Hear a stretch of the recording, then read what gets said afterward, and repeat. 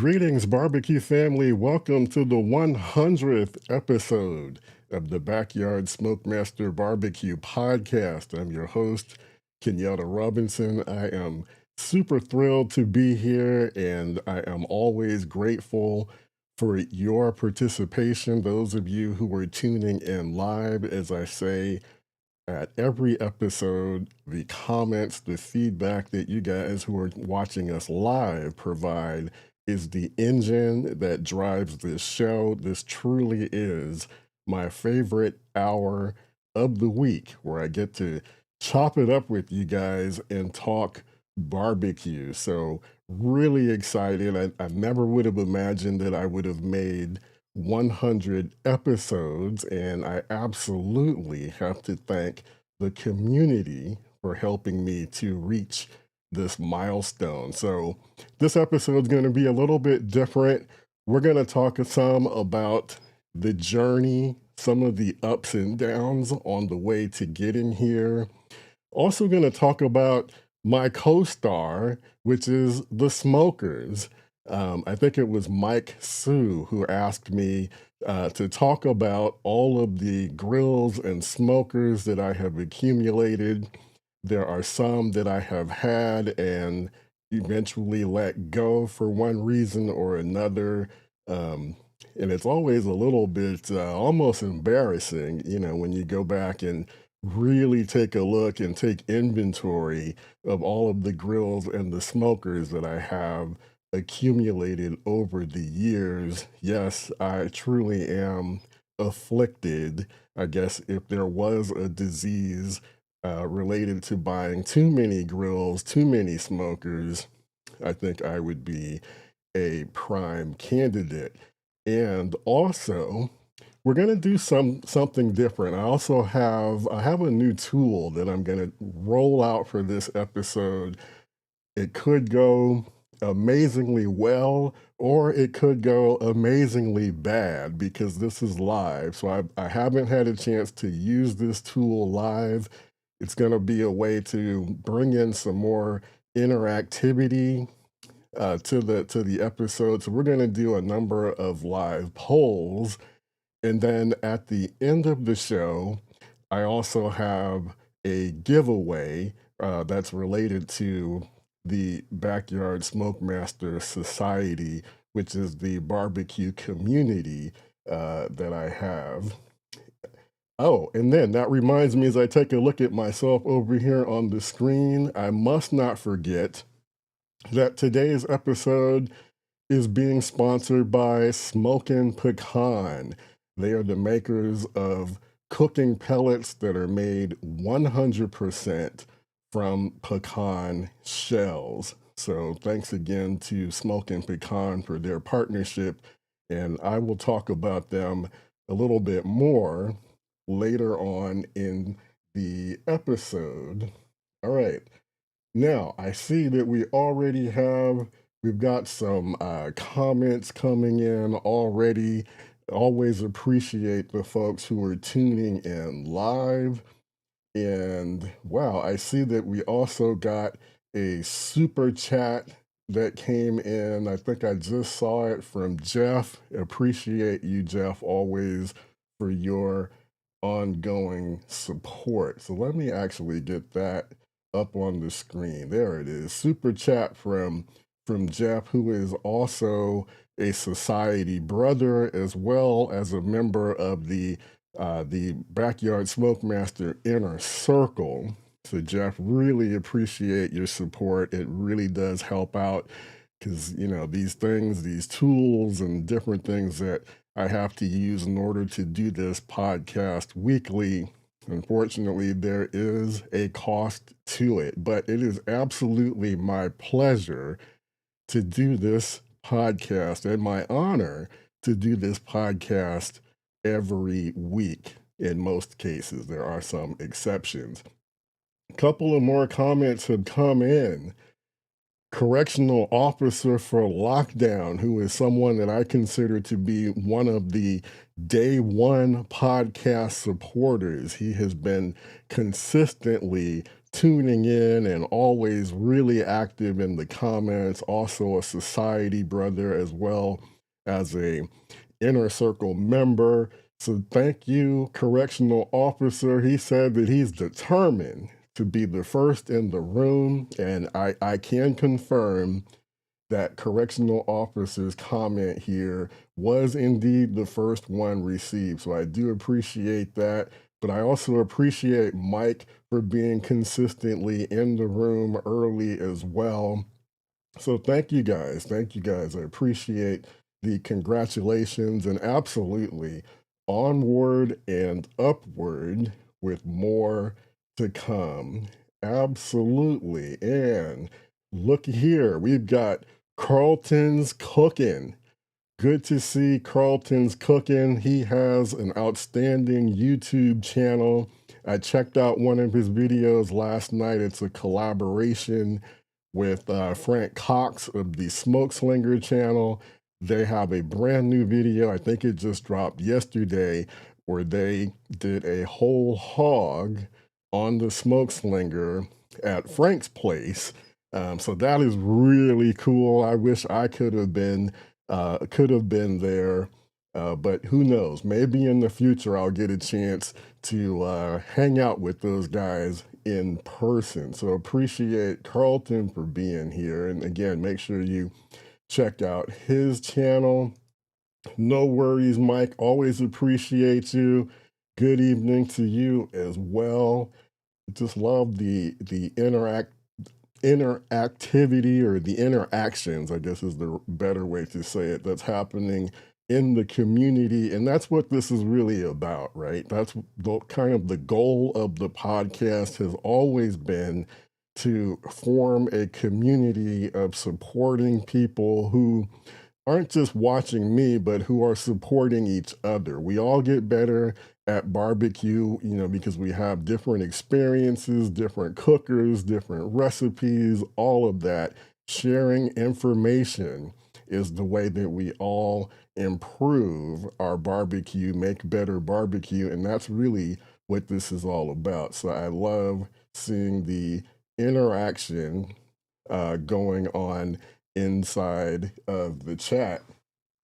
Okay, so now I am going to see if I can get this new tool that I just set up. I'm activating it here on my side. It does say that the connection is successful. So let me bring it up on the screen. Okay, so the first poll, and so this is poll number one. So what's your cooker? So I've given you guys some choices here. And for this one in particular, I know some of you are, have that affliction like I do, and you may have more than one cooker. So you can pick more than one of these choices. So let me know if for some reason, let me know in the comments if you are not able to put in or make a selection, make a choice. I think if you're tuning in on YouTube, which is the platform that I'm on live, I think you should be able to select one of these answers. And I'm almost afraid, to find out whether or not it is actually working. But I know you guys will be kind and let me know if there are some issues. But hopefully you guys are going to be able to respond to that to the poll that's up there. And we'll have a few more polls, and we'll also get to some of the answers, the results to the polls a little bit later. Okay, so now what we're going to do, I'm going to start talking to you guys about my barbecue journey. Okay, so let's see, let's get this up on the screen here. Hold on. Already getting a little bit discombobulated. Okay, but the journey, basically what I want to do, Actually, no. Actually, I don't want to do that yet. Okay, hold on. Let me get back to what do I want? I want this screen, and yeah. So I want to tell you guys about the journey that basically kind of led up to the genesis of the podcast and how we got to where we are. Okay, so the first podcast actually went live, and there I am. This is from the very first podcast. So I went live for the first time back on November 15th, 2020, and really had no clue about what I was trying to do or anything. I think I just decided I was going to turn my camera on and go live and see what happens. So let me play a little bit of this to show you just how bad this was. Hopefully you can hear it. Hey, barbecue family, Kenyatta here. Today I'm trying something new, so bear with me. I'm going live, so I'm actually live. It's Sunday, November the 15th. Just trying out an entirely new setup, a new approach, so bear with me if there are glitches, technical issues. All of this is new to me, but I'm hoping that this will be a good experience and a way for me to communicate and connect with you all and get videos out a little bit quicker. So we're going to give this a shot. I know I did not announce this. All right, so you get the idea. Basically, no agenda, no anything. And man, I'm looking at my face there. I think I have probably lost, maybe 50, 60 pounds since then. And really, wow. Well, we won't even talk about that. That's a whole different um, conversation. But before I move on, so let me know, is that poll up and running? Are you guys able to do anything with that poll? Because if you can't, then very similar to how I talked about in that very first episode about there being potential glitches and things like that. Um, that would be exactly where, kind of like a similar situation. And I'm trying to look here to see if I can even see any results. Because so far, I don't think anything is really happening on that end. Hold on. Let me just look at something here. Okay. Okay, it says no responses yet. Ask participants to type in the chat and try again. Dan's Diamond as well as Jeff says, I don't see your poll. Okay. True to form. Nothing happening. Okay. I will have to see if I can kind of revisit how to get that to work a little bit better. But anyway, let's continue on. So, like I said, first podcast episode was back on November 15th, 2020. And I do see where some of you are just answering in the chat. Correctional officer said that he's got a 55-gallon oil drum barrel as well as a Kamado. And let's see. Yeah, and I think everybody's saying that that poll is not quite working. So I'll see if I can work on that. But that's already That's the harm, the risk you take when you go live. And those of you who've stuck with us, you guys have kind of seen it all, the glitches and everything from episode to episode. Seems like there's always something. So I'm trying to be a little bit ambitious. So we will see how that goes. But anyway, okay, so like I said, first podcast episode was back on November 15th, 2020. And once I got into that episode and, kind of said what I was trying to do, that's when I realized the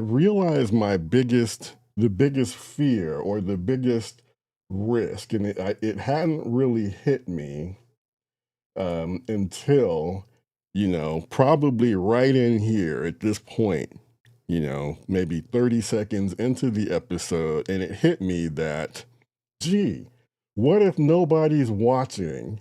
Or what if no one interacts with me in the comments? Then what I'm gonna do? I'm just gonna be like a humana, with no plan, no nothing. This is the big risk of going out there live with no real plan or agenda.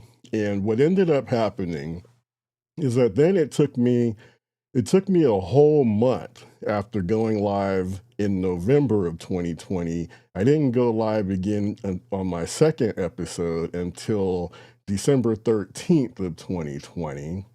So went live again. I can't even really remember how that went.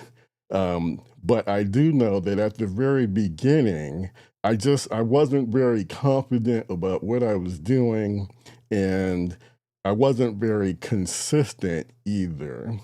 And subsequently really wasn't doing, very many episodes. So over a year later, and kind of giving it some more thought and trying to address the the issue that I had about, going live and not getting any feedback or knowing if anybody's even out there watching, talked my wife into coming on to the show, and she agreed reluctantly.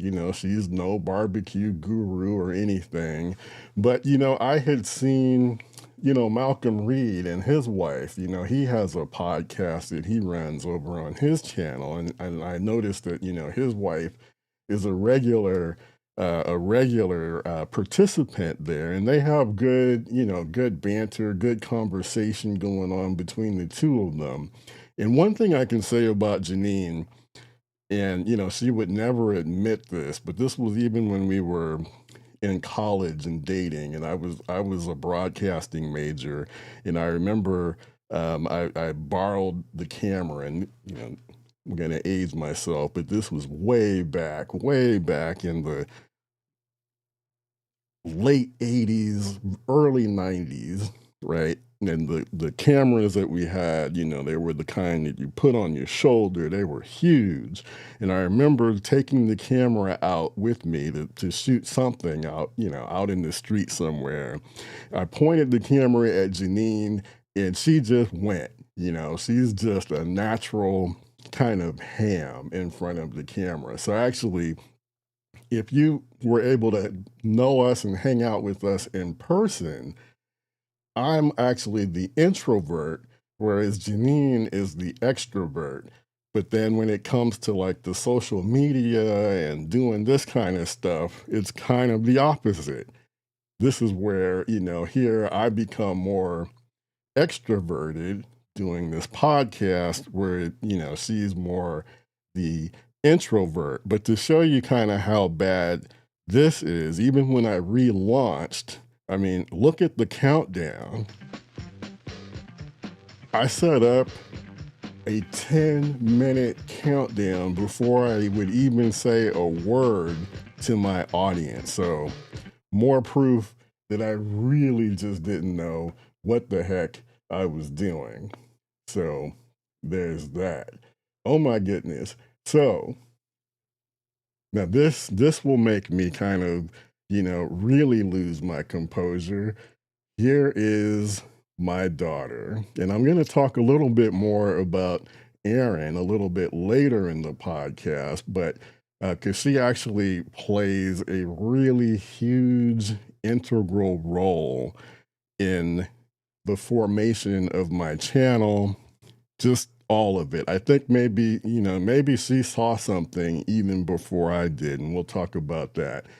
We actually just spent um, the President's Day holiday or part of it with her. We went down to where she's in college. She's a third year college student at Cal Poly San Luis Obispo. So we got to hang out with her a little bit. So really appreciate that she is tuning in and giving me congratulations for hitting 100 episodes. And Erin, I love and adore you too. Um, can't express how happy I am to see you tuning in. But I'm going to talk more about how Erin was an integral part of this whole journey a little bit later. So here's a question from the Smiling family about that 10-minute countdown. Does the 10-minute countdown give people more time to show up? Okay, that's a great question. You know, because when I've been trying to learn from other podcasters and folks who go live, and at that time, that was exactly where my mind was at. And I think even a few years ago, there was kind of like um, this common thought that you don't want to just go live and start right away. You want to give your audience time to show up, right? 10 minutes is probably excessive. I think, if you watch other people who go live, I think you're probably seeing these countdowns get shorter and shorter. Maybe people were doing, 3 minutes. Or I think now seeing people do, less than 1 minute, I think is being really common. Like I've shortened mine to 30 seconds. And sometimes I just do now a cold open where I'll just come on. Because I figure the folks who are really riding with me or riding with you, once they get accustomed and used to when your live stream starts, they're going to be there. They're going to make the effort, to be there. Maybe not literally when you first go live, but usually within a short amount of time afterwards. So I think, yeah, I think the 10-minute countdown, I think is kind of old. I think times have changed. I think it was even excessive back then, but I don't think countdowns really need to be more than maybe a minute now, based on kind of, where people are with tuning in and watching live streams. I think we're all kind of, have adapted and people will come in. Now, correctional officer says, and I totally agree, he says, I'm blessed with my daughter who is a tech expert. I depend on my 14-year-old freshman gamer and 12-year-old granddaughter. Yeah, actually, so Erin, my daughter, she's a graphic design major. So art and creating art and utilizing, graphics and all of that has really been part of her DNA, I'd like to say, because even as young as being in preschool, I have video of her as a preschool at the graduation. Um, they're saying that, she wanted to be an artist when she grew up. So she's been blessed with that clarity of knowing exactly, for the most part, what she wants to do from an extremely young age. And I've just been really happy to support her in that journey. And then as far as like with the podcast, I really kind of I do go to her a lot to kind of give me like a view from like a young person's perspective, like when it comes to utilizing social media and that type of thing. Um, because I've always had kind of like a love-hate relationship, like with Instagram, for example. But all the experts say you need to use this stuff, social media and all of that. You need to post regularly and get your face and your name out there and all of that. There's all these um, thoughts, on how to build an audience. So I have definitely relied on her to get some more perspective. But anyway, so I digress. So again, we're looking at here, this is how it looked back in February of 2022. And then I decided, I got in my head, decided I was really going to try and be serious about, really making a presence with the podcast. So in February, when Janine came on with me, I went live weekly for a few weeks. But then around April 1st of 2022, I kind of started falling back into old habits. And I didn't go live again until July 1st of 2022, and then not again until September 28th. So I was still really shaky, and not being very consistent at all. And then it got worse in 2023. For the whole year, I only did 4 live streams, totally in my head, thinking about, this is what I want to do. But, just getting in my head about how to go about doing it, what should I be talking about, and still worrying about whether or not there's even going to be any audience or anything. So, really just kind of defeating myself. And then December 29th, 2023, the episode, let me see if I can pull that up here. So it was this episode, and the topic was the shocking arrival of my new Weber Smoky Mountain. So this was really cool. Um, I had purchased a Weber Smoky Mountain early on in my barbecue journey, so to speak. But I really, at that time, I had no concept, no understanding about fire management, right? And I got really frustrated because I just had no concept of how to control the temperatures. I knew that everyone was talking about the WSM as being outstanding for smoking, but I was finding that my temperatures were really hot and really just kind of all over the place. So I got frustrated and got rid of it, sold it like on Craigslist. And oh, thank you to Carlton. I appreciate you. Let me get this up here. Hold on, why is my mouse? Okay, here we go. I want to get that super chat up there. Thank you so much. I do appreciate that from Carlton for the super chat. Thank you. So again, got really frustrated utilizing the Weber Smoky Mountain, sold it, and then started to get other grills. I think I got a Weber kettle shortly after that. And I don't know, somewhere along the line, it started to click for me, the understanding of what I needed to be doing in order to manage temperatures better. And I started to miss or regret getting rid of that Weber Smoky Mountain. And then years later, my wife surprised me for Christmas of that year, and she bought me a Weber Smoky Mountain, and I did like film it, getting delivered off of the Ace Hardware truck and everything, and just blown away. So that made like a good podcast topic.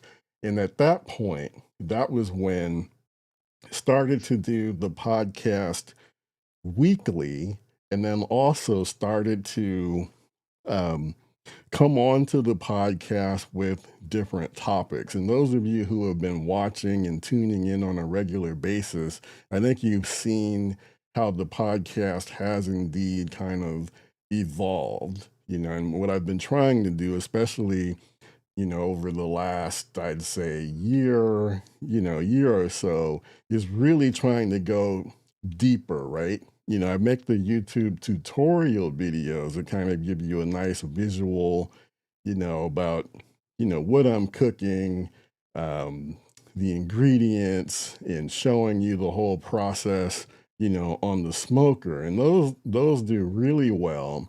But I like that the podcast gives me an opportunity to really go deep into different topics and really try to help you guys not just understand, what you should be doing, with your grills and smokers, but, think about more like the why, the why you should be doing different things and the approach. And I think that that has really resonated. And that's kind of like where the podcast is now. So it has definitely been an evolution. Thank you, Mike. I really appreciate the super chat coming in from Mike and from all of you guys. Really blown away. Definitely appreciate that, and that deserves an applause. All right. So thank you, Mike. Thank you, Mike, Carlton, Jeff. Really appreciate the super chats. All right, I'm really kind of bummed out that my poll is not working, but that's okay. So we're gonna move on, and maybe I'll try and revisit the poll thing like in a future episode once I get that going. Okay, so now let's start talking about the journey, right? So I've kind of given you like the genesis of the podcast itself. Um, but I also want to talk about, the smokers and the smokers, kind of how and why or why I decided to get the various grills and smokers that I have accumulated over the years. And there's no particular order because there's just too many of them, and I didn't want to try and put it all um, into like chronological order. So kind of going to be jumping around a little bit. And as I say every week, also, if you see something on the screen you have a question about, please don't hesitate to ask that question. If there's something you don't see on the screen and it's related to barbecue, it's a burning question, please go ahead. Don't hesitate to put that in the chat, right? And then I will try my best to answer your question. And what I have found very consistently is that if I don't have the answer, there's usually someone who's tuning in who will help get us pointed in the right direction to finding an answer to the question. Again, the the interaction, the feedback, the questions is really the engine, and it's the star of the podcast. So please don't hesitate. So here we're looking at my Mac 1 star, and so I'm going to kind of jump around, but actually, let me see if I can pull it up. Before I got the Mac 1 star, and I had this listed here as an honorable mention, although it really should be kind of like a dishonorable mention. So this is the Traeger tailgater. And I have to first let me, kind of caveat. So Traeger over the last, 4 or 5 years, they have an outstanding reputation for making fantastic pellet grills and smokers. I think they have really improved. But back when I bought the tailgater, oh my goodness, this one was really, really it was disappointing. It was kind of a spur of the moment purchase. There was a hardware store that was going out of business, so it was a closeout sale, and this was early on in my kind of like my barbecue life, and I had been hearing about pellet grills, and I thought, oh, it'd be pretty cool to add one to my collection. So I bought this Traeger tailgater, and boy, oh boy, temperatures were all over the place on this thing. which was totally the opposite of what I had been hearing about with pellet grills. It's supposed to be easy to use. You just set the temperature, and then it does all the work for you. I was getting wild temperature fluctuations, and I got super disappointed and frustrated with it, and decided to get rid of the Traeger. Now, Carlton asks, which would you choose, the Traeger or the Rectech? So that's a great question. So let's see, how do I answer that one? So I think it kind of depends on what your price point is. So since I've been, really involved with barbecue, the reputation that I'm aware of with Rectech is that it gives you really great bang for your money. Like, I think the fact that the vast majority of rec techs are sold online, although now I am starting to see them at Ace Hardware. I think that kind of helps them keep the cost down a little bit when compared to some other pellet grills. So I do think that you get extremely good value for the money with a rec tech, and they have a variety of different price points as well.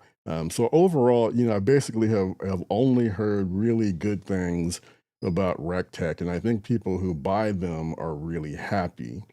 Now, on the Traeger side, like I mentioned earlier, when I bought my Traeger tailgater, quality was not there. But I think that, and I could be wrong, I think maybe there might have been a change in management, ownership. I'm not sure. But at some point, I do think that Traeger um, up the game, or kind of up the quality on their pellet smokers over the last few years, and they have some really nice high end Traegers that I would definitely consider if I were in the market for one. So I guess my answer is, if my price point is around the $2,000 mark or more, I would seriously look at a Traeger and compare it to other pellet grills in that price category. But if I was looking at something, in the $1,000 to $2,000 range, or maybe even a little higher, I would also seriously consider a Rectech. If I only had $1,000 or 1,500 bucks, I think I would go Rectech. But those of you who have a Rectech, um, let me know. Let me know, or if you have experience with both, let me know what you think about those brands. Because Carlton says he has a Traeger Ironwood, and he's thinking about switching. Yeah, so I think, like I said, I think Rectech, dollar for dollar, I still feel like Rectech probably gives you a little bit more bang for the buck.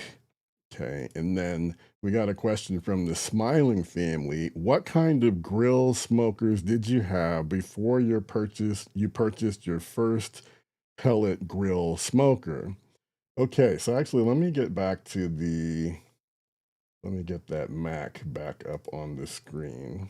Okay, so I started off with the Weber Smoky Mountain. So actually, let me go back, take that back. I actually bought a gas grill, but this was a long, long time ago. And this was when I really wasn't, I just thought, my wife and I had bought our first house, and I thought, oh, okay, we got a backyard.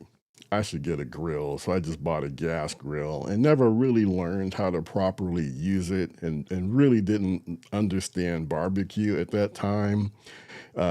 So my idea of barbecuing back then was just, fire it up, get it hot, throw the meat on, and, yeah. So I was torching and scorching some food, but wasn't really using that gas grill much. I think it was Barbecue Cook was the name, or something like that. I don't know.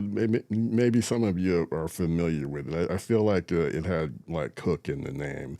But anyway, that kind of doesn't count. And then when I did decide that I was going to get serious about barbecue, I bought myself the Weber Smoky Mountain, struggled with it, and then I got a Weber kettle, and then around the same time, I got a Weber Genesis gas grill. So I had those grills before I picked up that Traeger tailgater that I saw at that closeout sale. And again, I was thinking that I should get a pellet grill for the ease of use. So once things went haywire with that Traeger tailgater, then I started to think, okay, maybe I need to just invest in a higher quality pellet grill. So I did some research. I was really looking at like the Yoder, I think the Yoder YS640. And then I was also looking at the Mac One Star General. And I decided to go with the Mac. And that has been a very solid, outstanding purchase because I still have this Mac.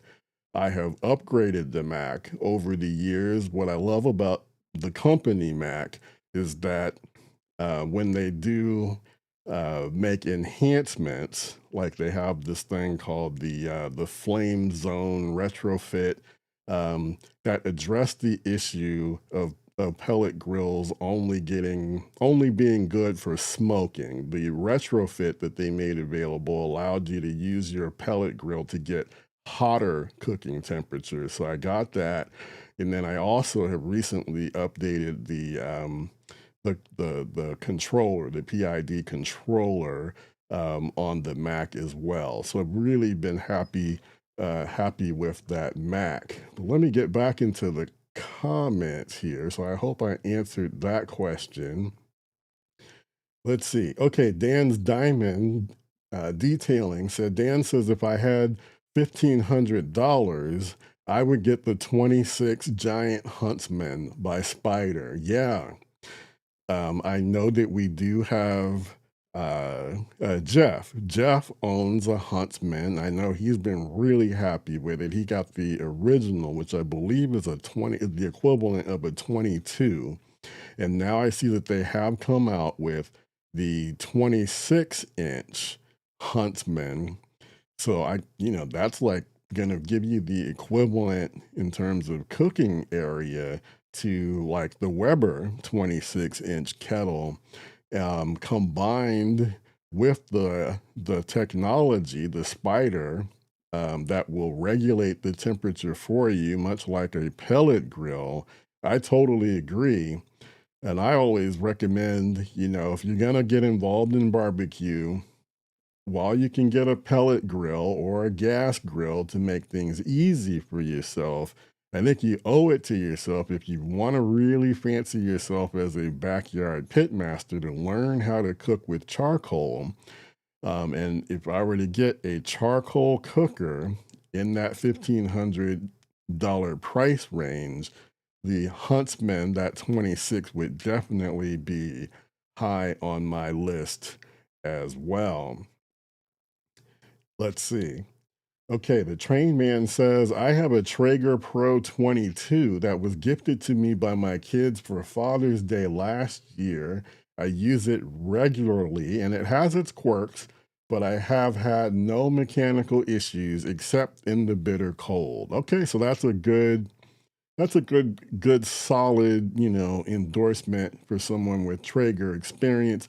And I think, with a pellet grill, because it is, it's running with electronics, and it has moving parts, from time to time, there can be a mechanical issue that you may have to get involved with in terms of trying to fix, to tweak.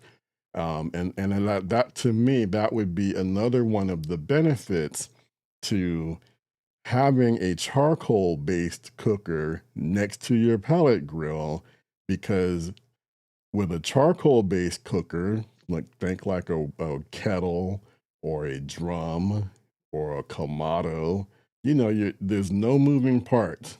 It's just the fuel, the coals, maybe some wood splits, and you just need to learn how to manage the fire, but you don't have to worry about, some electronic malfunction that ends up being a showstopper to whatever it is you're trying to cook. But no, that's a good recommendation with regard to the Traeger Pro 22. Okay, so anyway, so I've talked a little bit about the Mac One Star, and then yeah, I mentioned this is this is the Weber, the 22 inch. This is the large, I think it's 22. I know they have a 18, 22, or 24. I think it's 22, but this is the larger Weber Smoky Mountain. So this is the one that my wife bought me for Christmas, a surprise gift. So I finally was able to rectify the mistake of getting rid of my first Weber Smoky Mountain, which was an 18-inch. Um, I haven't used it quite as much as I thought I would, but I do. I'm thinking about it all the time. It's just my barbecue world just keeps evolving, and I'm trying so many different things. But it's still really exciting, and I really want to get better at cooking with the Smoky Mountain because I do feel like I have a much better understanding now about how to control the temperature. And there's just a lot of nuances with the Smoky Mountain, because it's got the intake valves at the bottom. Do you utilize them all? Do you close down maybe two of them and just keep the one in the middle open, for the air coming in, and then, regulate the temperatures with the vent up at the top? Just lots of nuances. And I think I just need to cook on it more and really get accustomed to how it cooks. And then also the fact that the bigger one, it has the capacity for a lot more coal than the 18, but do you really need all of that coal, especially if you're trying to cook at smoking temperatures? So, love that I have that, and definitely looking forward to cooking on it more. Okay, so let me get back here. The Train Man. Okay, so the Train Man was talking about his Traeger Pro 22. He said that, let me get that back up here. He said that it had quirks, but no mechanical issues except in the bitter cold. Um, Likes the thickness of the steel, and then says, but I have recently seen a Wi-Fi controller upgrade that I am considering. So that's interesting. And kind of like this could be a controversial statement that I'm going to make. But one of the big pluses that people think about when they think about getting a pellet grill, and a lot of kind of like the newer grills and smokers that we see, I know Weber is really kind of moving in this direction as well, is promoting the connectivity factor, being able to connect your grill to your Wi-Fi, and then controlling it, with Wi-Fi, or controlling it with like an app on your phone. And Mac has this ability as well. So I feel like I think people kind of go into this and they kind of form a codependency on these apps controlling everything. Like, I think it's wonderful if you have a controller that does a great job of regulating the temperature, and that's always a big plus. But I feel like the Wi-Fi connectivity shouldn't be like the most important factor, right? I feel like, you should still, even with a pellet grill, um, be prepared, or get involved a little bit. Like if you need to tweak the temperature some, you know, it's super easy. Go out there to the controller, punch in that number yourself, and don't become too reliant on, the app or the Wi-Fi connectivity. I know that I don't utilize all of the electronic bells and whistles with my Mac. I also have a Z Grills pellet grill. I have not once connected it to my Wi-Fi, not once. I just do everything, at the controller. So that's just me, but that could be a controversial take. And then Jeff gives an endorsement with the Huntsman being a great grill. And I'm seeing there's also some folks out here who have the Weber kettle, and I'll talk a bit more about that. But for those of you who have not yet, maybe gotten your feet super wet in barbecue. Maybe you're thinking about, okay, where should I start? Like I want to learn how to barbecue, want to get involved. I definitely think that the Weber kettle, for example, would be a great place to start. There's some other grills that you could also consider, but the kettle is super versatile, extremely well supported in that, Weber provides a ton of different accessories and add-ons and features to it. But then it also is very well supported by third parties as well. I mean, if there's any accessory that does anything, there's probably one, somebody's making it for the Weber kettle. The cost of entry is also pretty low. You can get a uh, a 22-inch Weber kettle for about $150 without the bells and whistles. Then you might pay a little bit more if you get like the Master Touch version. So um, definitely Weber kettle, and there are other kettles like the Slow and Sear makes a kettle as well. Those are definitely well worth considering.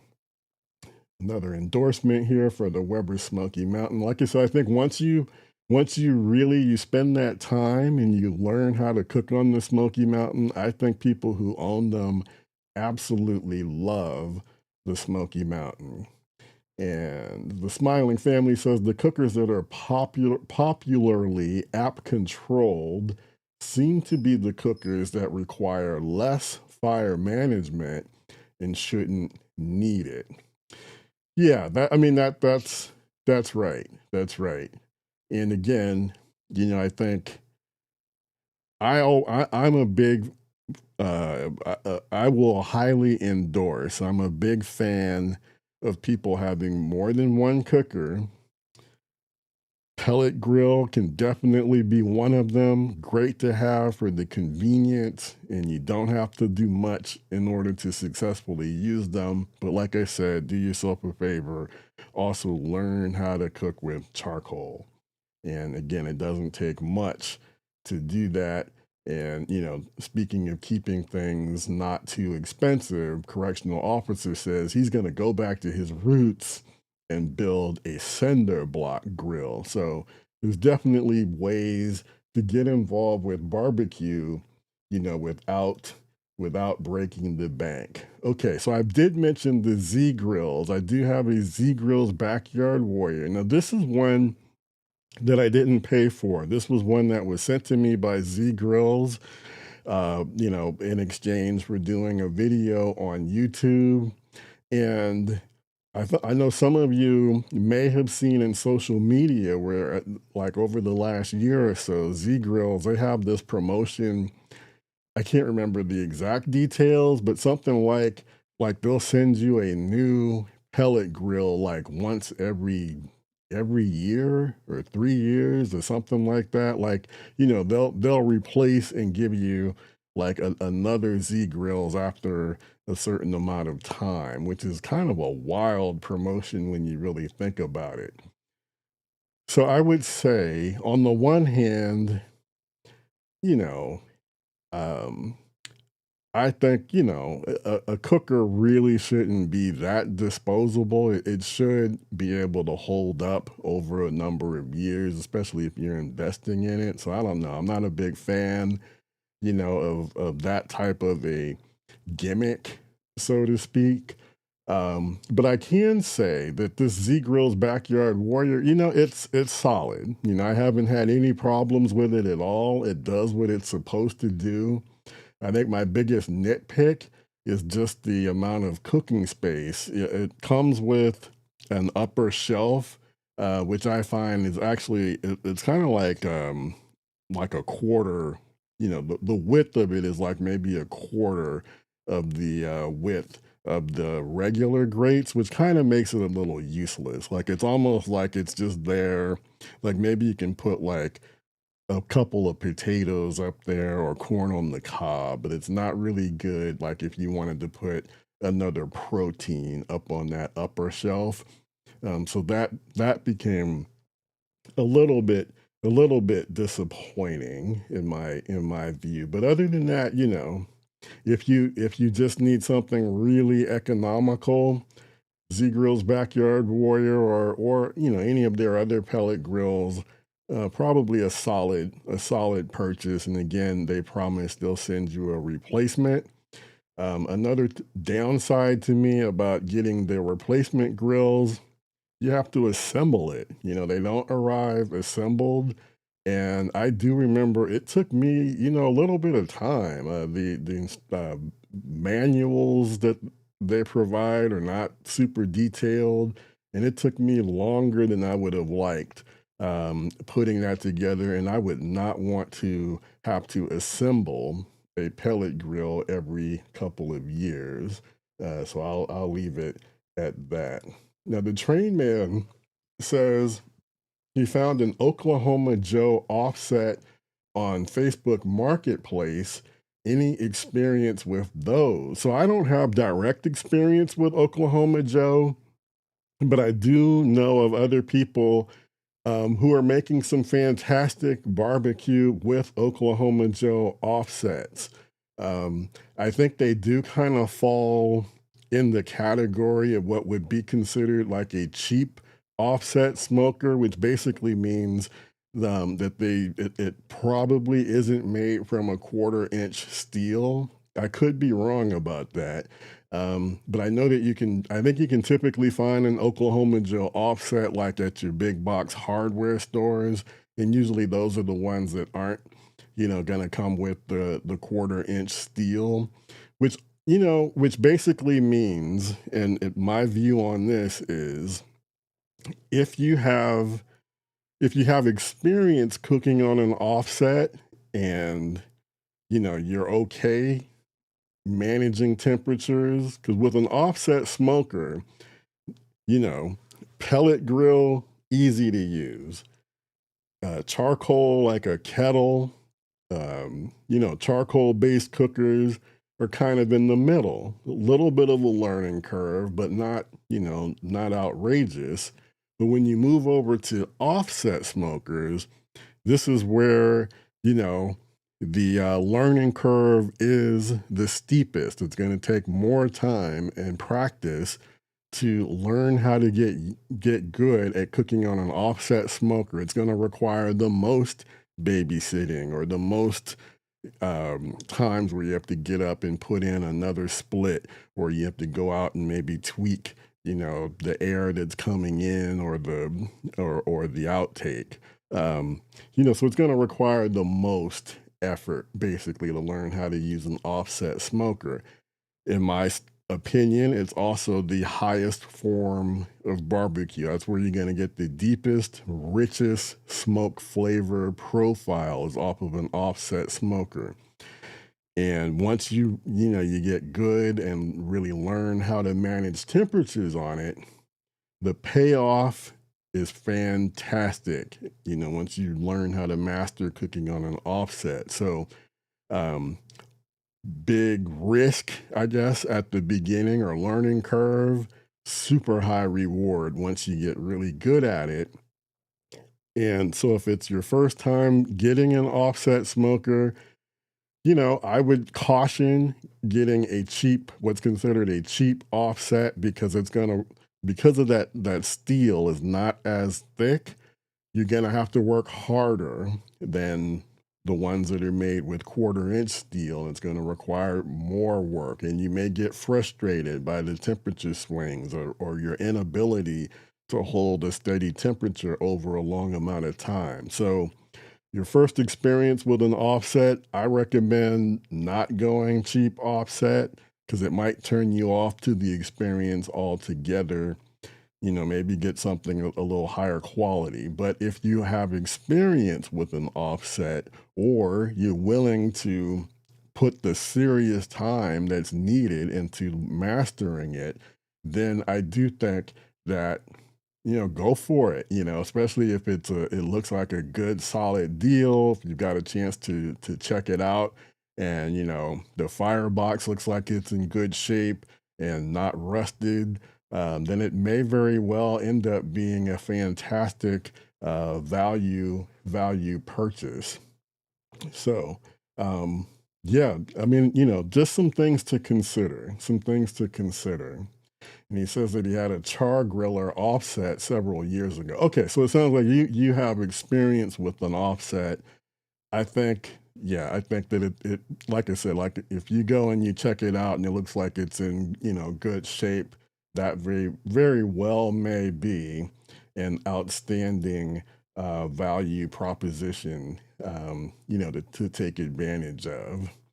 Okay, let me move into let's see, the next item, and I'm gonna get back to you guys. I love all the comments that we got going on here in the comments. So the next item, so this is kind of skipping ahead.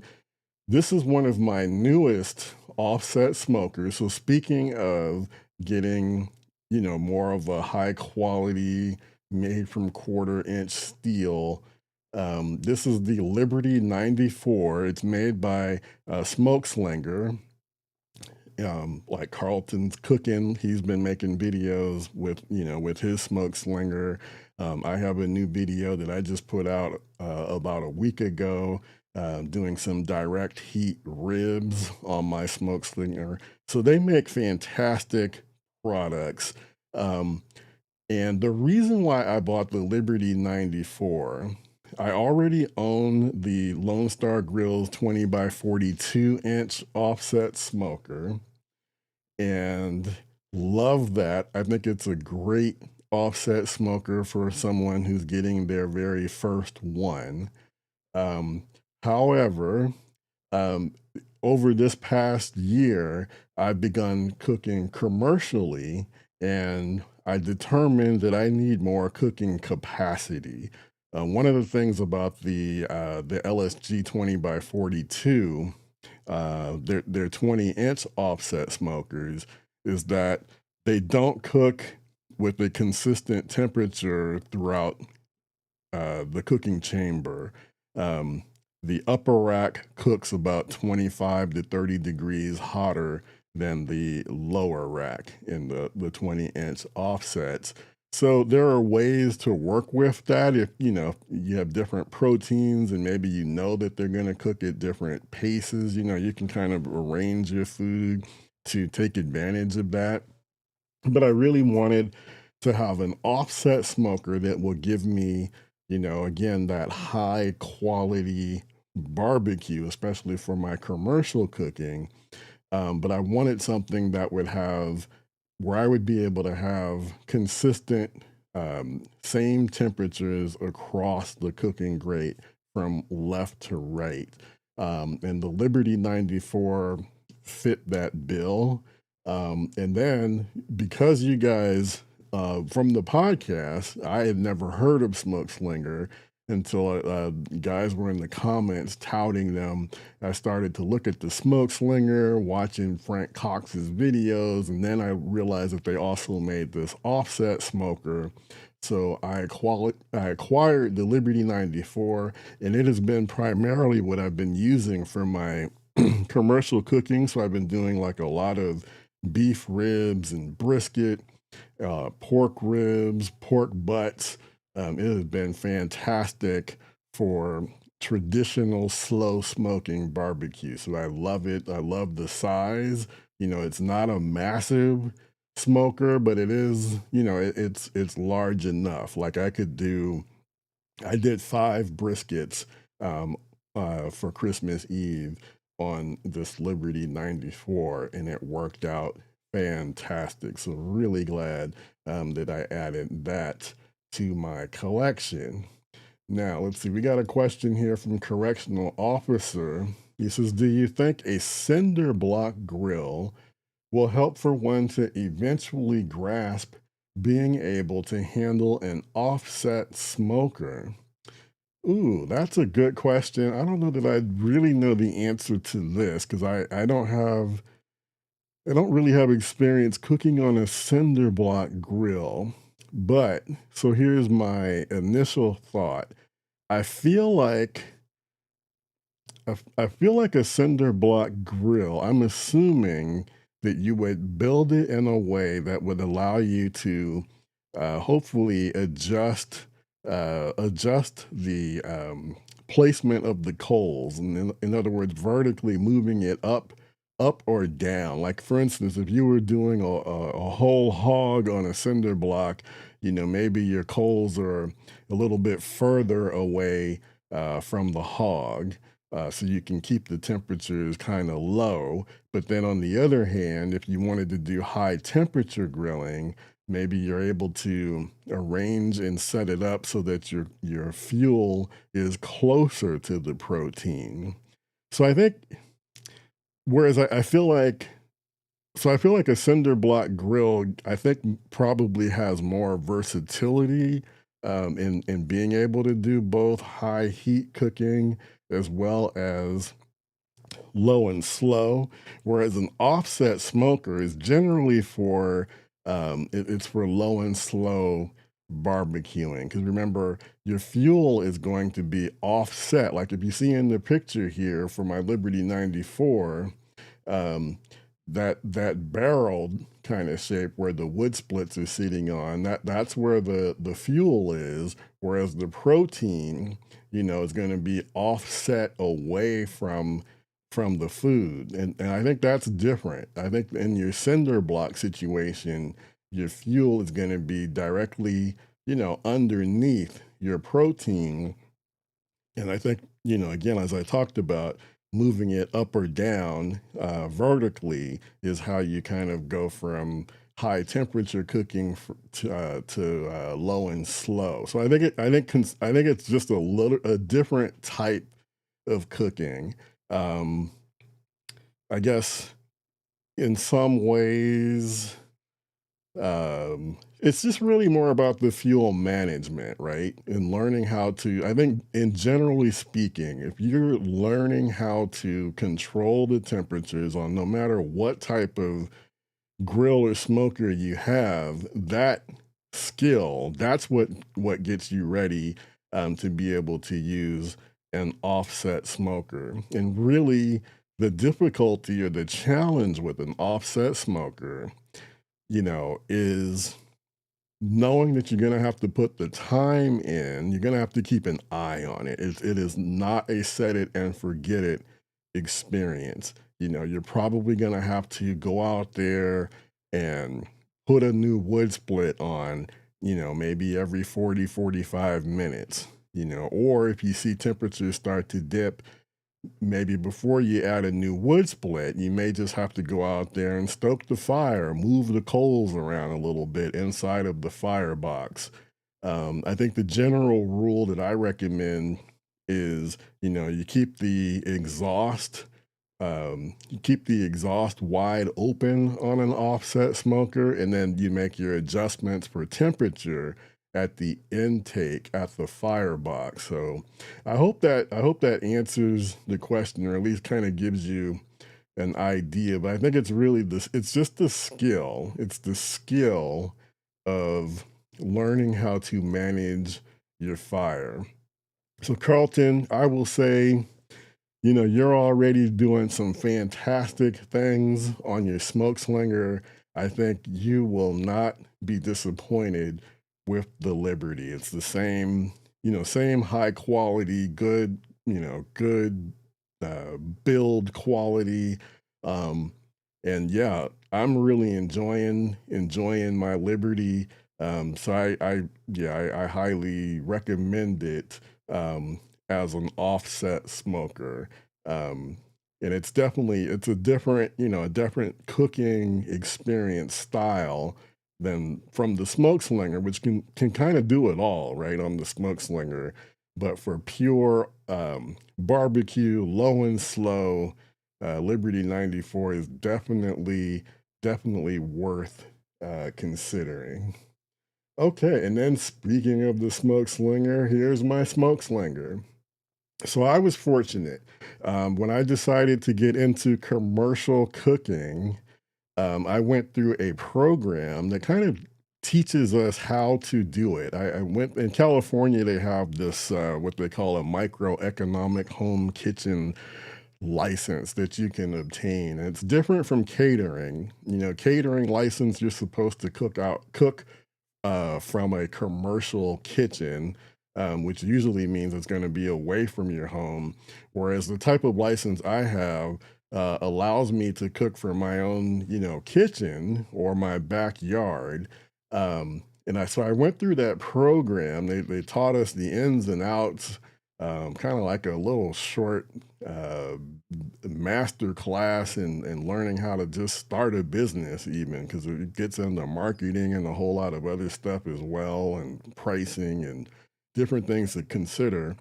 But part of being accepted into the program, it came with a $3,000 grant.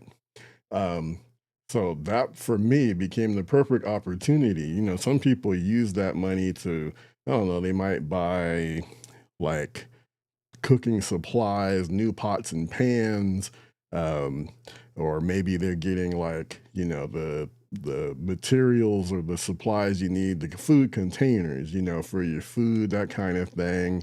Um, I knew that I needed a new food warmer, but then I also thought, you know what? This is probably going to be my one and only opportunity to get two smokers or two new grills, high end grills at the same time. So I put in my order, and as Frank says in his videos, best to call them and talk to a live person as opposed to just ordering it direct on the website. Give them a call, and they can give you a shipping quote. And because I ordered both my Smoke Slinger and the Liberty 94 at the same time, they were able to give me a quote that saved me a lot of money on getting these cookers shipped to me from Texas to California. So just kind of like a little inside game on that. But yeah, the Smoke Slinger, I'm really enjoying. I haven't cooked on it nearly as much as I have as my Liberty 94, 'cause like I said, I'm using that for my commercial cooking. But when I have used the smoke slinger, man, oh man, I have really been wowed at its versatility for high heat cooking, low and slow cooking, um, direct, indirect, just anything you really want to do with the smoke slinger in terms of a cooking style. It can handle it, it can accommodate it. Love the quality, the craftsmanship. So I've really been happy and impressed, and I just can't wait. I feel like I'm just scratching the surface on learning what it can do. But I think what I've been most impressed with is, when I ordered it, I thought, man, I think this is going to have a serious learning curve. It is really easy to cook on.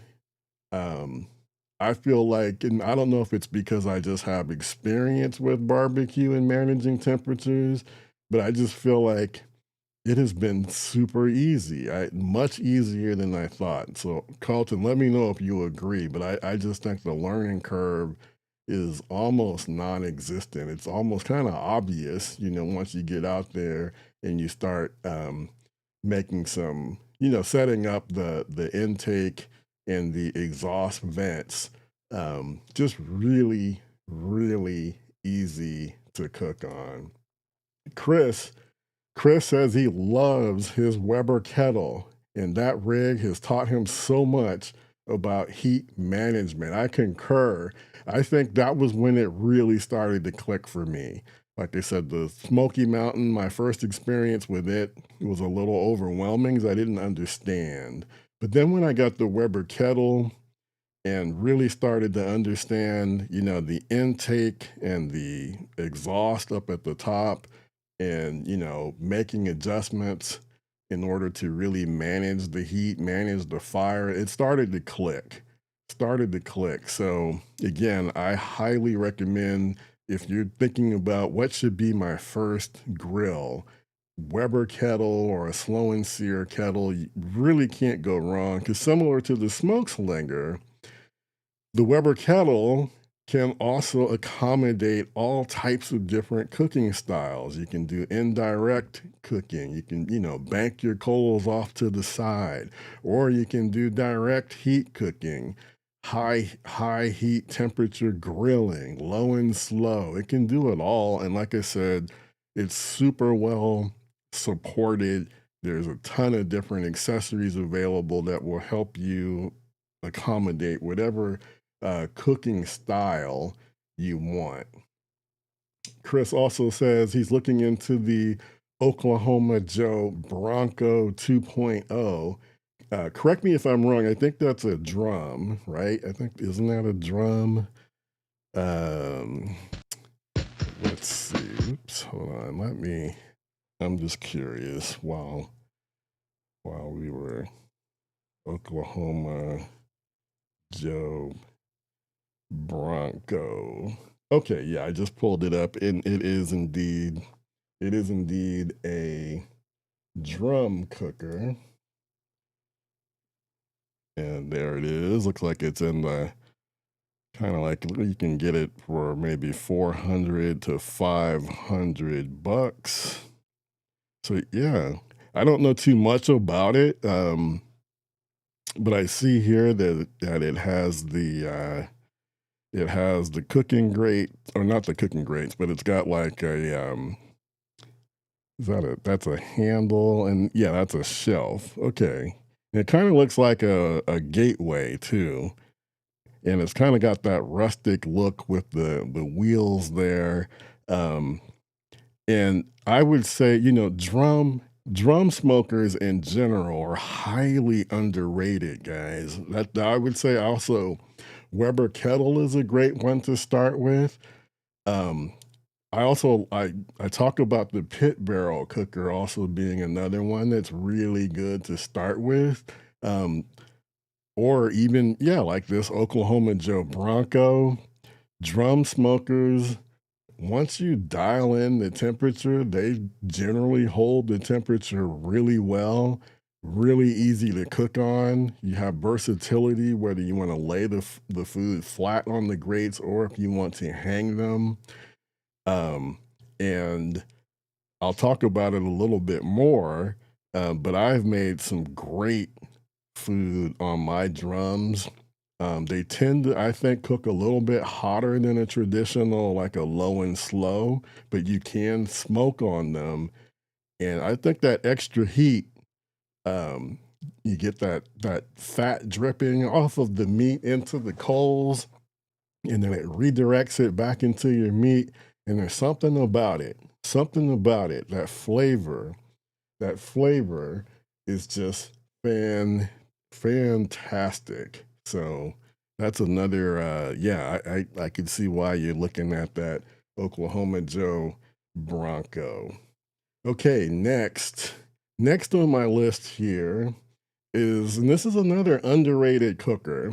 And I really haven't done enough videos, and I've had my Camp Chef flat top for so long that now, back when I bought it, it was, to me, it only seemed like Camp Chef and Blackstone were the only choices. But now I see Weber is making a flat top. Um, there's just a lot of choices, a lot of options in terms of flat tops. They're also really easy to cook with. It's not, maybe not necessarily, your barbecue, but they're super versatile as an outdoor cooker. You can do, I like to use it for breakfast foods. eggs, sausages. Um, you could do like a, a shrimp fried rice, something like that. You could do on these flat tops. What makes them really versatile, though, you see, like this one, it's got the four burners. So that makes it really easy to set up different temperature zones. So you could have a hot side and a cool side. And being able to have multiple cooking zones really gives you a lot of flexibility and versatility in terms of, what you're able to cook. And you can pretty much cook just about anything on a flat top. So I know they don't seem to get as much attention as our, all these other grills and smokers. Um, but definitely don't sleep on the flat tops. Okay, the Smiling Family says you have diverse cookers. Please do a video where you review a few cuts of meat and explain which of your cookers is best suited for that cut, which produces the best results in different cooking styles. Oh, that's a great suggestion. Thanks for that. Um, yeah, I'd have to really give that some thought in terms of figuring out like which ones are the absolute best for a particular cut. So that is a great suggestion. Dan says I can't part with my kettle. Getting back to that smoke slinger comment I made about it being super easy, Carlton says that I'm spot on about that. Okay, Mike, do you ever think that you will ever get rid of some of your old smokers? Ooh, now see, this is a great question, right? Because I kind of once I had gotten rid of my Smoky Mountain and I started regretting it, right? And then I was thinking, man, should never get rid of a grill or a smoker. But I have gotten rid of a few for different reasons. So I guess my question is, or the answer is yes. I think I will, and I'm gonna have to get rid of some of my old smokers, but I have to give it a lot of thought before I'm really willing to part with it. And I have to say, I've just been so busy, but I do plan to get rid of my Z Grills Backyard Warrior pellet grill. And what I want to do actually is I want to donate it. I want to give it to like a local fire department because I know that they prepare, their own meals, and I just haven't gotten around to figuring out, how to go about doing that. But I think that's going to be the home for my Z grills, especially since I didn't pay for it. It was sent to me. I think it's only fitting that I give it to like a firehouse. So that's what I want to do with that. Um, there have been some. I'm thinking of one also, and I forgot to put it in this summation here. Um, but I had a what is it called? Oh my god! It's a I've talked about it before. I can't remember the name of it now, but it's an outdoor um, fryer, an outdoor fryer, Louisiana something. Why can't I remember the name? Um, but I had one of those, and it was probably I hated the startup process on this cooker, and I was trying to see if I could find the exact name. Somebody in the comments probably knows what I'm talking about or remember me talking about it. Um, hated that whenever I had to start this thing up, basically it's like you turn the valve for the propane, um, and then you use like it's like you have to manually ignite it, and it always sounded like an airplane like explosion when you start this thing up, and it just weirded me out. So what I ended up doing was, when I got a new smoker or grill from Ace Hardware, they will come and take away an old grill if you just want to get rid of it that way. And that's what I did with that one. It had been outside for a while, so it kind of had rust issues as well. And I just didn't want it, no, and also even grabbing it, sharp edges, cut myself many times trying to move it. Um, Cajun Fryer, is that the name of it? Cajun. Um, but anyway, so when I got rid of that one, I decided to go ahead and get rid of it. And I let Ace take it away. So not the Bayou. I think it's the Cajun Fryer. I think that's the one. It's not the Bayou, not the Bayou Classic. I had a Cajun Fryer, and yeah, that's it. That is that is it. Hold on, trying to get a picture on screen. Cajun. And don't get me wrong, I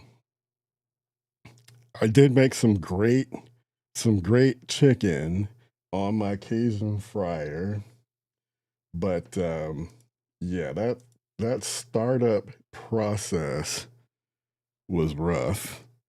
Uh, um, Trying to see if I see the one that I had. It was kind of like, not exactly like this one, but it was pretty similar.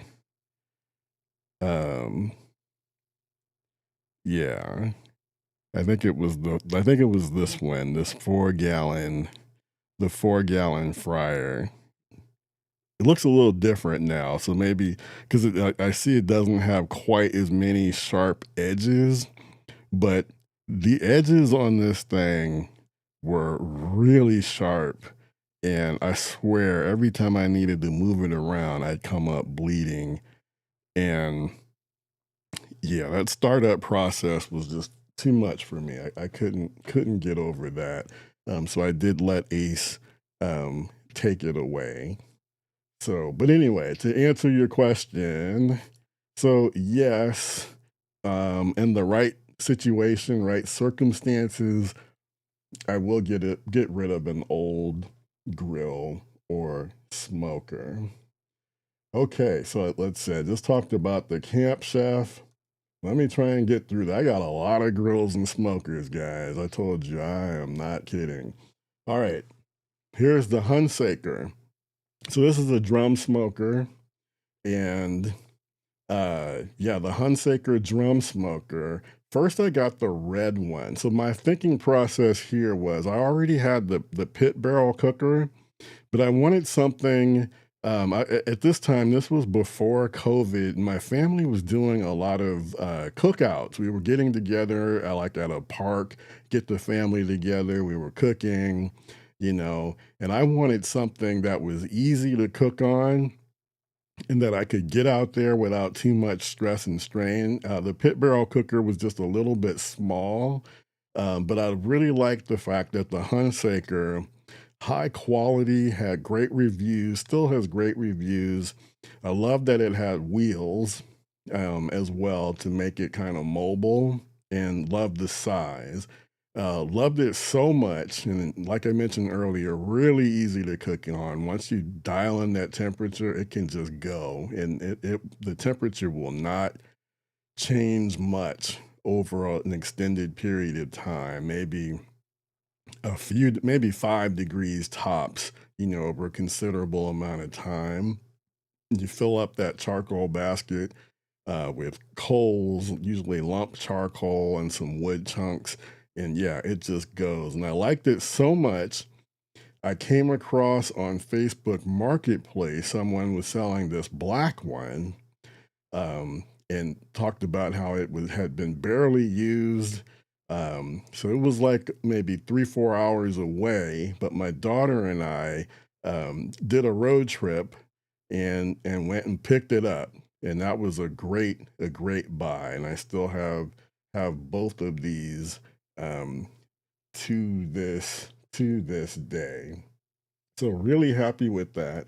And then speaking of, don't sleep on used. And I know someone had mentioned looking at a used.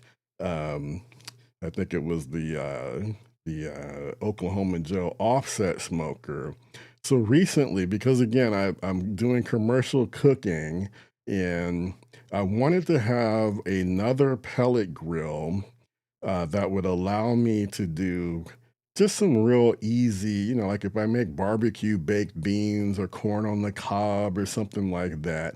So I wanted to get another pellet grill, and because I've had such great experience with Mac, I did find also on Facebook Marketplace this Mac 2 Star, not too far away from me. So I picked that up a couple of months ago. Now I have to admit, here's the kind of the downside of buying again pellet grills as well as used. I thought I had worked out all the issues to get this thing up and going. I thought I had a fix. Um, Still having some problems with the auger not turning. So I need to spend a little bit more time to see what's happening um, internally with this thing. So I hope that I didn't end up with a lemon, and I hate having to kind of pour a little bit more money in it. But I'm gonna have to spend some time kind of diagnosing. And I love that I can call Mac um, and talk to someone direct. I think Bruce. I think his name is Bruce or something. I might have it wrong, but I know I talked to him a few times, and I think that I'll be able to. He'll help me kind of troubleshoot and figure out what I need to do in order to get this going. But again, don't sleep though on the ability to get a used grill or smoker. But again, if it's one that has electronics, maybe use a little bit more caution than I did. So, kind of a lesson learned, lesson that I'm sharing. All right, let me take a moment here to talk about, while we're talking about pellet grills, let's talk about smoking pecan. Again, these are 100% made from the pecan shells. And we had a question about, I think we had a question, or maybe, I don't know. Someone recently asked me, I don't know if it was in this podcast or somewhere else. It might have been in response to a video, but I was asked the question, like, if I have a pellet grill and if I start using it with a smoking tube, would I be able to get a better smoke flavor, deeper smoke profile out of my pellet cooker? So I would, and my answer to that question was, generally speaking, pellet grills are going to give you not quite as strong of a smoke profile as what you will get when you're using charcoal with wood chunks, and definitely is not going to compare to using, wood splits. However, there are some exceptions to that rule. I've heard great things about pellets, the smoke flavor being produced, for instance, with Lone Star Grill's pellet grill. I haven't seen it in person, but I consistently hear people, claiming that the smoke profile off of the LSG pellet grill is comparable or pretty close to what you can get off of other cookers. And then I think combine that with smoking pecan pellets, you can get a much better, deeper smoke profile. And I do have a video that I made maybe a year, maybe might have been 2 years ago, where I was comparing smoking pecans pellets, the smoke that was being produced and the smoke flavor when comparing it to, for instance, the Traeger brand pellets. And I just picked Traeger because seem to be the most widely available. You go to any hardware store that sells pellets, they're probably going to have Traeger. So I compared Traeger's pecan pellets to Smoking Pecans pellets, and the difference was not only visually evident, it was also very clear in terms of the taste. Very evident because Smoking Pecans pellets are made from 100% pecan shells. It's giving you true, authentic pecan smoke flavor. So take advantage here. I have a code. New customers can save 10%. Just go to smokingpecan.com, enter the code Backyard SmokeMaster, or you can go to backyardsmokemaster.com/pecan, and that 10% will be built in. It'll be baked in automatically when you place your order if you use that address. So I do personally recommend and endorse Smoking Pecan pellets. Take advantage of the offer. You can save 10% off your very first order. So thank you again to Smoking Pecan for sponsoring this episode. Carlton's Cooking says Smoking Pecan makes the best pellet. So that's another endorsement for Smoking Pecan. And Carlton's Cooking. Carlton knows what he's talking about. Okay, so next is the Weber Summit Kamado. I would say this was definitely one of the most important grill smoker purchases that I made in terms of the success of my YouTube channel. At the time, Weber, initially they made the Weber Summit charcoal, and it was a little pricey. It had some, mostly pricey. I think that was what prevented me from taking the leap. I was very intrigued. It's kind of like Weber's answer to like the Kamado Joe, the big green egg. So I was very intrigued, loved the design. The price of the Summit charcoal scared me off, but then when they announced the Summit Kamado at a less expensive price, there were some trade-offs, like the diffuser plate. The Summit charcoal, the diffuser plate is hinged, whereas on the Summit Kamado, it's not hinged. For me, that wasn't a deal breaker. So I decided to order it. I think I was amongst the first to get a Weber Summit Kamado.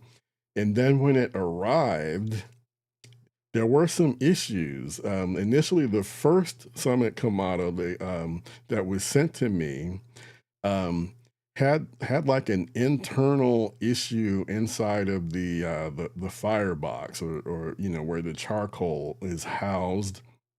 I'm trying to remember the details, but it was noticeably, scuffed and like really noticeable. One of the things about Weber products, they're made from that porcelain. So, when you get them brand new, you were kind of, you're dazzled and you expect to see that high quality all over, and it looks pristine. And mine was clearly damaged on the inside.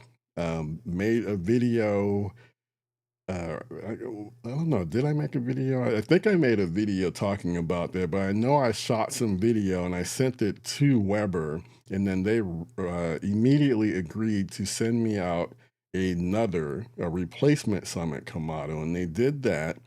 But then there were issues with the stand, and this was like a universal issue where people were finding that the stand that it sits on was wobbly. Made a video about that. So ultimately, what ended up happening and why this was important was, again, I was amongst the first to get the Summit Kamado, and I made a series of videos kind of detailing, the initial problems that I had, but then I was also able to document and talk about how they fixed all of those issues. And then once I got past that and started to cook on it, found it to be an amazing high quality cooker that didn't disappoint. So similar to cooking on a Weber kettle, extremely, highly versatile, highly capable of handling different cooking styles, smoking, indirect, direct, high temperature, low temperature, pretty much anything you threw at it, it could handle. And again, it became like a big part of, my channel. And I think where a lot of people um, first discovered me. I mean, initially it was the Lone Star Grill's offset smoker, but then it became the Weber Summit Kamado, which I think, the number of people who barbecue, who cook on offsets, you know, it's a passionate community, a passionate group, but it's not as large of a population as the people who cook on charcoal. Um, so that audience was, I'd say, significantly bigger, and the interest in the Summit Kamado was really, really large. So it became very important.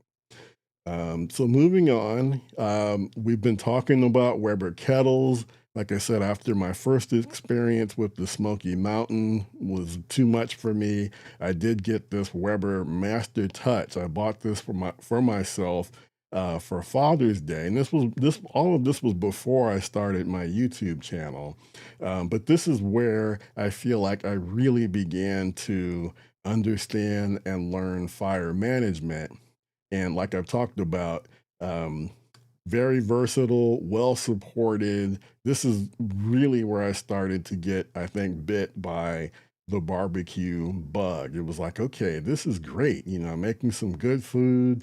I'm understanding what I'm doing. Where do I go next? Kind of became, one of the next questions for me. Um, Down the road, I was just thinking I was thinking about portable, what can I do for portable cooking? And again, these Weber kettles are not, they're not huge, they're not super small like some of the smaller, what are traditionally thought of as portable cookers. Um, but they're light, so they're really easy to transport. So I decided to buy another Weber kettle. I still have this one as well. I intend to, um, at some point, I'm going to make some more videos with these two kettle cookers with some of the more advanced accessories that are being made. Um, the spider, they have the spider temperature control accessory that was sent to me by one of our backyard SmokeMaster Society brothers. So thank you. I still need to put this the spider into use. And now I see where Weber, they've come out with something, the Weber, like the Weber ring, I think is about to hit the market. It basically sits on top of in the middle, in between the lid and the firebox where the charcoal sits. The ring is going to sit on top of that, and I think there's some. I haven't really looked into it, but somehow it's supposed to, I think, have like fan capability and be able to automatically control temperatures. So I just heard about this like a few days ago. Um, so I don't know. I think there might be a few videos out there. Some guys may have obtained it in advance, but that's another accessory that's coming to the Weber. So anyway, so I love the innovation that goes on with Weber all the time. And then at another closeout, a hardware closeout sale, they had the Weber Smoky Joe. Picked this up, super cheap. I don't remember the exact price, but it was probably maybe 40 bucks, something like that. Have never used it, but my thought was, like I said, my family was doing a lot of cookouts and things like that. Um, So eventually, I mean, that's why I bought it. So it's been in my garage, but that's another one. Love having Weber's. Once you learn how to cook on one Weber kettle, um, with that design, you can cook on any of them. Now, Chris says, with regard to that spider accessory, he says he'd love to try it, but for him, a simple slow and sear and a cold beverage does all the work. I don't really want my temps controlled for me at all times. I totally understand that. I mean, and I highly, again, as I've been talking, I think everyone should learn how to cook with charcoal. And I agree. The slow and sear, those accessories made by SNS are fantastic. And I own the slow and sear accessory for both my Weber kettle as well as for the Summit Kamado. Love, and especially with the Summit Kamado, people have asked me, do you even really need it? Because the Summit Kamado is really efficient and easy to cook on. And I agree with that, but I don't care. I love using the slow and sear, being able to, put the charcoal in it, maybe add water to the reservoir and have your food, either directly over it if you want to sear at high temperatures or use it indirect. Really easy to do indirect cooking with it. So definitely love the slow and sear accessory. I couldn't agree more. Here's my other honorable mention. So early in my cooking journey, after I got that Weber kettle, then the next thing I bought was the Weber Genesis. Um, and this was before I kind of had come up with my own kind of philosophy about barbecue. I thought I needed a gas grill, for ease of use. This was before I realized that I could basically do the same thing with a pellet grill and actually get true wood flavor. So once that light came on, um, the Weber Genesis ended up in my garage, sitting there for a few years. And a matter of fact, I got rid of it when my wife got me that Weber Smoky Mountain. Ace Hardware delivered the Smoky Mountain, and then I had them take away the Weber Genesis gas grill. And yeah, so if you're looking for ease of use, I would say I'd say get a pellet grill before you get a gas grill. But, again, that can be controversial. Meathead came on to the podcast last year, and he's a big fan of gas grills. I think Meathead loves precision, right? He's a big fan of using charcoal briquettes over lump because they're all exactly the exact same size. So he knows exactly how they're going to react, how they're going to cook. Whereas with lump, each one is a different size, kind of like snowflakes. So he's a big proponent of that. And then he likes the precision of using like a gas grill, especially the ones that have like the high heat. I think it's like an infrared burner, where you can do some high temperature searing and things with that. And just the mechanism of being able to turn those knobs to dial in the temperature that you want makes him a big fan of gas grills. I would say if you really want the knobs and that ease of use, I would say get a flat top. That's just me though. But gas grills have their place. So those of you who own gas grills still, or maybe you're thinking of it, you know, don't hate me. Um, there's a place. There's a place for gas grills too. All right. Let's see. I'm not done yet. I hope you guys are still hanging with me. All right, here's my PK360 without the shelves. I found that those shelves that sit on the sides there makes that footprint huge. And it's supposed to be a portable. PK stands for portable kitchen. Um, so I just think that it's supposed to be portable, but I found actually the PK360 to me really is not very portable unless you break it down.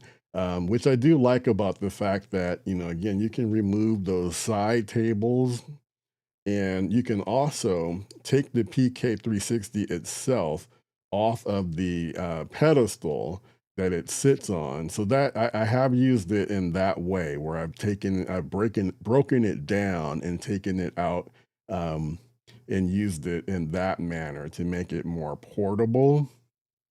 PK360, I mean, it's a great cooking alternative maybe to a kettle. It's going to be a little more expensive.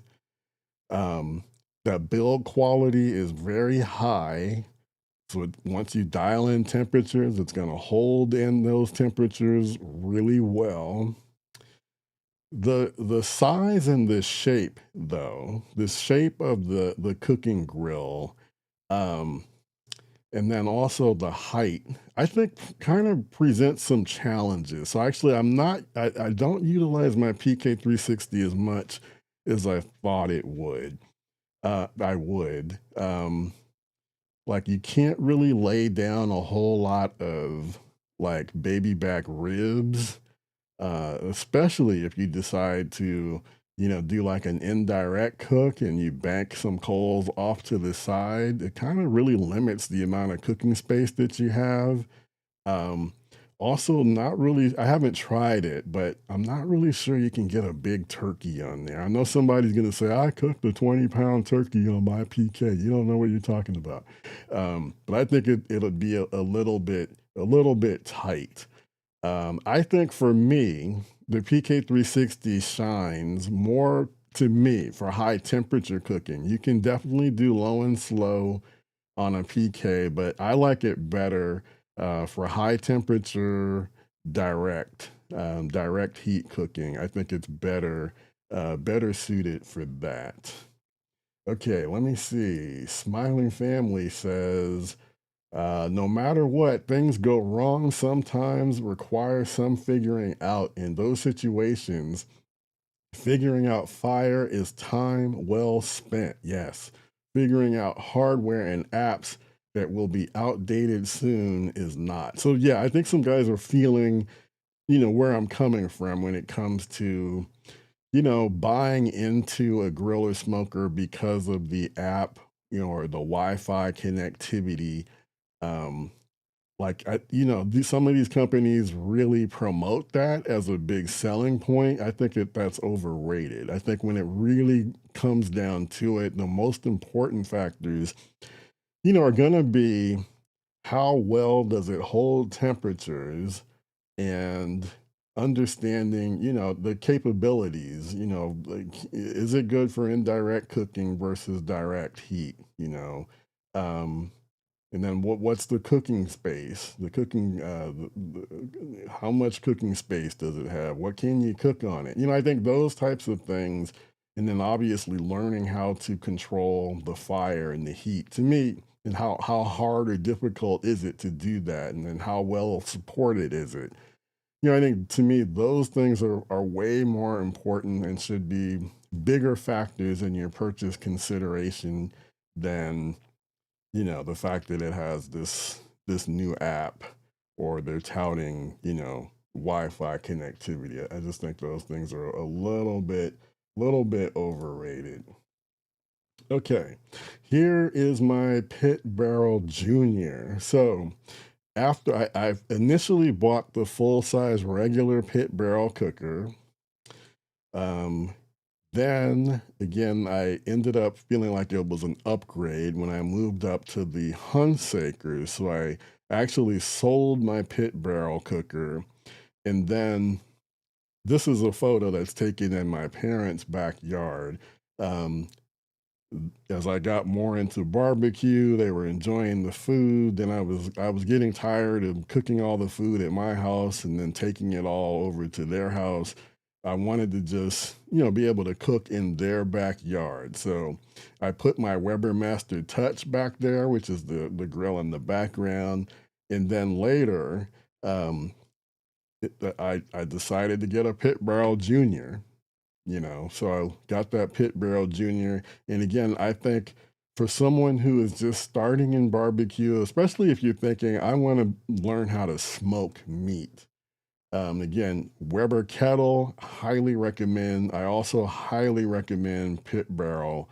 because I think that it's so easy to set up and they tell you exactly what to do, and you can really smoke and cook some great food on a pit barrel cooker. You're using charcoal, you can add wood chunks, so you're getting good smoke flavor, and it's not a whole lot of effort. The learning curve is just not that big with pit barrel cooker. So that's another one that I do highly recommend. Here's my Kamado Joe. So this was back when, yeah, I had gotten again the Weber kettle. I had I had my Mac 1 star pellet grill. Um, so this was before I had the Weber Summit Kamado. So I got intrigued. I wanted to kind of step up, get more into charcoal cooking. And so I was looking at like Big Green Egg and Kamado Joe. Big Green Egg kind of had all the hype, more of the tradition. They'd been around longer. But I loved all the innovation that I was hearing about with Kamado Joe. So I decided to go with the Kamado Joe, and I was really enjoying cooking with it. I still have it, but I have to admit, when I got my Weber Summit Kamado, because the Summit Kamado is easier to cook on. I mean, the Kamado Joe, and it's not a hard cooker to use, and it's excellent. And don't get me wrong, but the Summit Kamado is just easier. So if I was thinking, okay, which one of these am I going to use? Summit Kamado kind of always came out ahead. So I feel bad because actually the Kamado Joe is a great cooker that I'm really not utilizing often. So this would be one that I probably should be thinking about getting rid of. But I really don't want to. I really don't want to. But it's such a big, heavy cooker, so it's definitely not portable. It's not one that you're going to be moving around a lot. Once it's kind of where it is, it's going to just live there. Then I think about, if I do try to sell it, the person who buys it, how are they going to get it out of my yard? And, it's just big, it's heavy.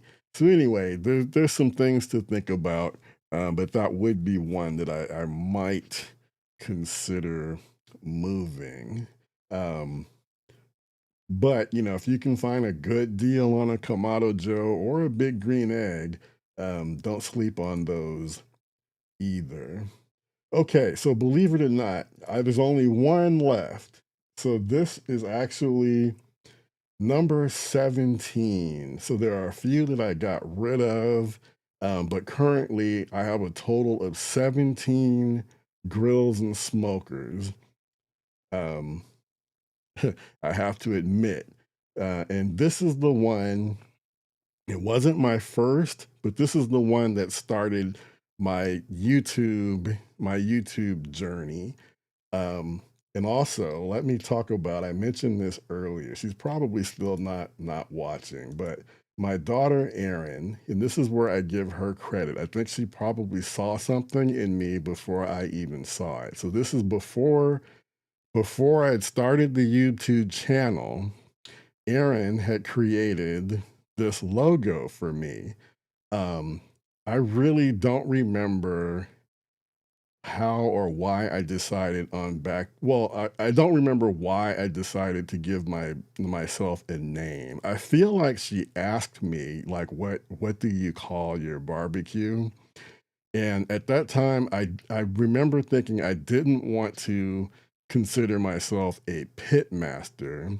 I like the backyard part, but I just felt I'm not a pit master. I don't want to call myself that. But what I'm really trying to learn and get into is smoking. So I decided to, instead of calling myself backyard pit master, I called myself backyard smoke master. And then she created a logo. This is actually isn't the first logo. She created one probably when she was 10 years old. And then here, was created when she was 13. And like I said, my daughter's a graphic design major, has always loved art. So she made this logo. She said, I want to update your logo. And I remember her asking me, like, what accessory do you think, would be cool to use? And I just remember coming up with the spatulas. I think I gave her a choice of spatulas or tongs. But this is all Erin. She created this all on her own. I even think it does look a little bit like me as well. It's got my eyebrows. She has my eyebrows too. Love this logo that she created for me. And so when I decided I was gonna get the offset smoker, the Lone Star grills, and this for me was like this was my aspirational purchase in barbecue. At the time, I had the kettle, I had the gas grill, I had my Mac pellet grill.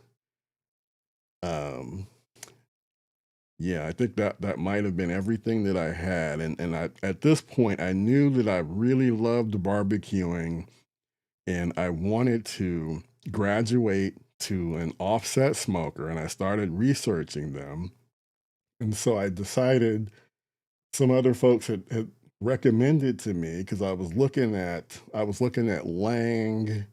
Um, I think that's what I was mostly looking at. But some folks said, you should look at Lone Star Grills. And I had never heard of them, but I started to check them out. And I actually had ordered one of their traditional, like, barrel shaped offsets.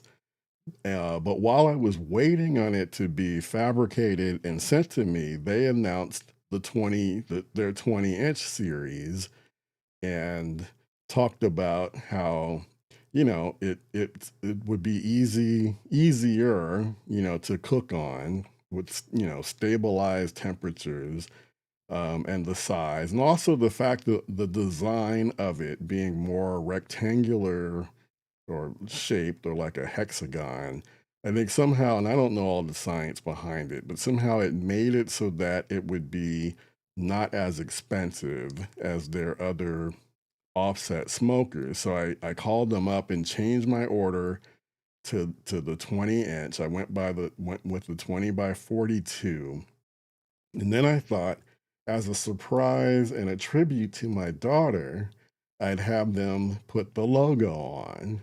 And I wanted that to be a surprise and just to kind of my way of letting her know how impressed and just I'm just supporting her in her journey and what she wants to do in art. So I think it turned out fantastic.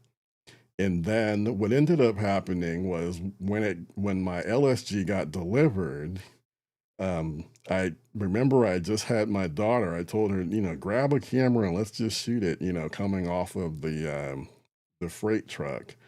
And the guy that was delivering it or offloading it was really struggling. And you could see in the little video, it was like a minute and a half video, and it was all wobbly and shaking. And I even ran over, to try to prevent it from falling off of the truck, even though it would have totally crushed me. Um, but I posted that video on YouTube just, because I just thought it was interesting. And then some people started asking me questions about the LSG. So then after that, I decided to kind of make like a true YouTube video where I talked about it, and I talked about it and kind of did like a walk around talking about the LSG itself, and that's what started it all. That video got a lot of traction, got more questions, and then that was when I decided to actually start a YouTube channel in earnest using that name, Backyard Smokemaster Barbecue. And to this day, I'm and I will always use this as the logo. The only way I will change it is if my daughter decides to update it, but that's the logo. And yeah, that's why this became very important and integral to my existence here with YouTube as well as with the podcast. So my goodness. So there it is, guys. There's 17 my 17 grills and smokers and a couple um, that I no longer own. So that's my story and that's the journey. Again, appreciate you guys. Before we get out of here, so unfortunately, I was gonna do a giveaway that's related to the Backyard SmokeMaster Inner Circle. So okay, let me back up. So we've got the Backyard SmokeMaster Society, right? So this is the free barbecue community that we have that's a lot like the barbecue groups on Facebook. But I think the big advantage is that we're not on Facebook, so it's strictly barbecue, and it doesn't have all of the other stuff that comes with social media. And it's just like the folks here who've been in the comments with questions and comments. It's a supportive community with people who really want to get better at barbecue. And like I said here, don't smoke alone. You know, get involved, get inside of the society. So here, there you see like the QR code. You can scan it, and it'll take you like a minute to sign up and get in. Now, we also have the inner circle, which is the paid tier inside of my barbecue community. And you know, we go a little bit further, a little bit deeper. One of my favorite features that I think people really enjoy is we also have virtual meetups where we all can turn on our cameras, show off what we're cooking, or just yuck it up together. Um, and just it really enhances the community even more, right? So we've got that. So my plan was to give away a membership to the inner circle, but because again the tool that I thought I would be using isn't functioning the way I hoped it would, I'm gonna delay that. So maybe we'll do that next week. Hopefully I'll be able to figure that out and also get those polls up that I wanted to share. So that'll be coming. But in the meantime, feel free to get into the society. Would love to have you. All right. So, gone quite a while. Appreciate you guys hanging with me. I think this has probably been the longest podcast episode that we've ever done. But it's been all worth it. I really wanted to talk about the journey as well as tell you guys about the different smokers and grills and express my appreciation for each and every one of you because really, and I mean this in all sincerity, this would never have gone 100 episodes without the support and the feedback from you guys. I'm truly humbled that you spend some time talking barbecue with me. I really do appreciate it. I appreciate the super chats that came in. I appreciate you guys. And again, just love that I'm able to do this. So I'm looking forward to at least another 100 episodes and tackling different barbecue topics and things, to try and help us all, really get better at barbecue. I think it's just a fantastic hobby, life skill to have. So again, can't say thank you enough to all of you. All right, so we will be back next week. We're here every Wednesday unless something else comes up that prevents me from doing it every week, but that's been the goal. Weekly, every Wednesday will be February 25th, 6 p.m. Pacific, 9 p.m. Eastern. Hope you guys can tune in. So thank you so much again. Appreciate you all. This is Kenyatta Robinson. Take care. Get outside and cook something, and I will see you very, very soon.